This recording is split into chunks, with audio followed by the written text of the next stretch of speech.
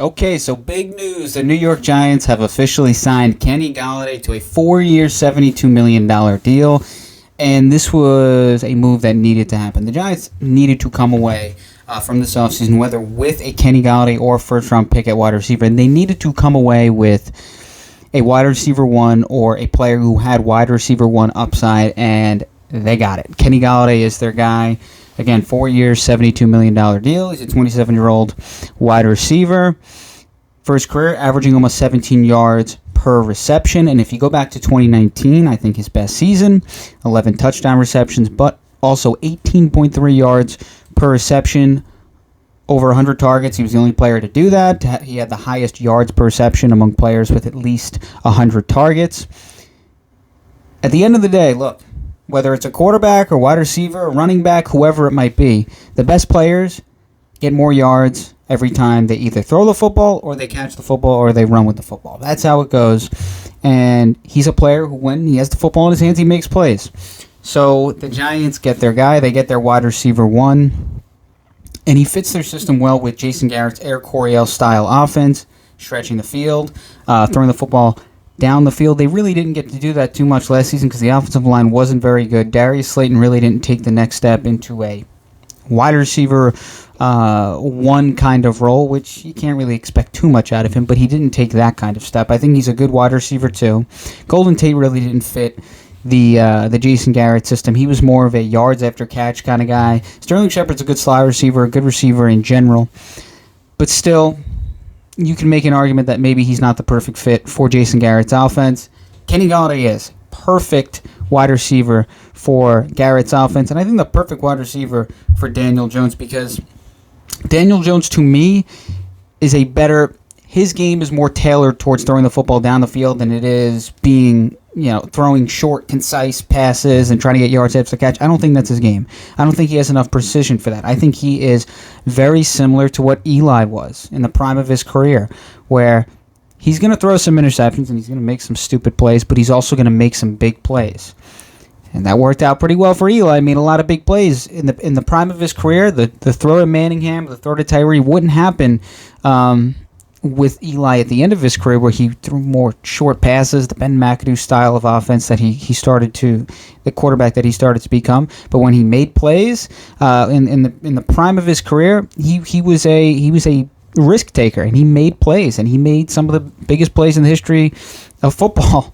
So that's who I think the Giants want Daniel Jones to be. They want him to go out and they want him to make plays, and they got their guy. Kenny Golladay reminds me very much of Plaxico Burress. Reminds me very much of that when they signed Plaxico Burress for Eli. This is a 6'4" wide receiver, big body wide receiver, high yards per catch, and this is big for Dave Gettleman as well. I know there are things you can certainly point to and complain about Dave Gettleman, say he didn't do this, he didn't do that, this pick didn't work out, that trade didn't, whatever. But over the last 2 off seasons, if this does work out, if Kenny Golladay is healthy, he's had some injury concerns, but as long as he's on the field and he's doing what he did in Detroit, another big-time signing for Dave Gettleman. Bradbury Martinez were excellent last season. The trade for Leonard Williams has been a home run. I know a lot of people complained about it early on. It's a home run. Okay, he was an absolute beast.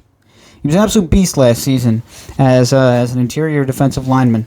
You just don't find that kind of production. That's kind of like Aaron Donald level production. So the past couple of seasons, off seasons, Dave Gettleman has done really, really well.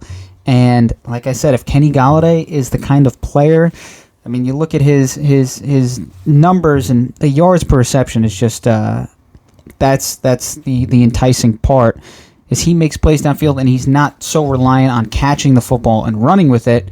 He just makes plays downfield. He just catches the football downfield. And now you have him, and I think Darius Slayton will obviously benefit from this. Darius Slayton, to me, is not he's not as complete of a receiver as Golladay. He reminds me more of a Deshaun Jackson, where he's going to hit a home run here or there.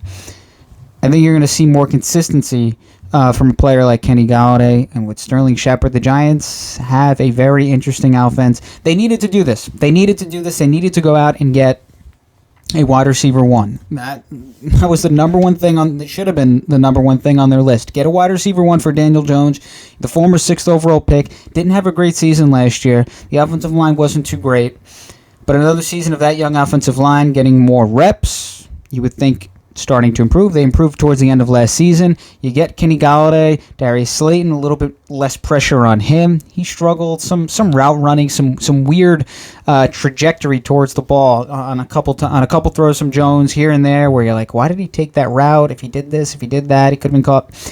Less pressure on Darius Slayton, less pressure on Sterling Shepard. As long as Golladay is ready to go, Saquon Barkley comes back, and now the Giants are in a position in the first round where they don't have to take a wide receiver. Now they're just kind of, they can do whatever they want in the first round at this point. If they want to go offensive line, if they want to go on the defensive side of the football, in the secondary, edge rush, or whatever they want to do at this point, they can do it because they got their guy. They got their wide receiver one. They got their playmaker for their franchise quarterback. And again, there may be things you don't like about Dave Gettleman and moves that he's made, but the last couple of off seasons, as long as this guy stays healthy, it looks like it's going to be another pretty impactful free agent ad for Gettleman, and he's really starting to build a nice roster. And this is a young player. He's 27 years old, so he's in the prime of his career. The Giants are now legitimate contenders as long as they stay healthy. You can trust Patrick Graham in that defense. Last season, they had Jabal Sheard and Nico Lalos and Kyler Fackrell. Those guys were like their main guys after Carter Zimenez. Golden was traded. Carter Zimenez being injured for most of the season, and they were still 10th in pressure percentage. They were a top 10 team in defense in terms of EPA, expected points added.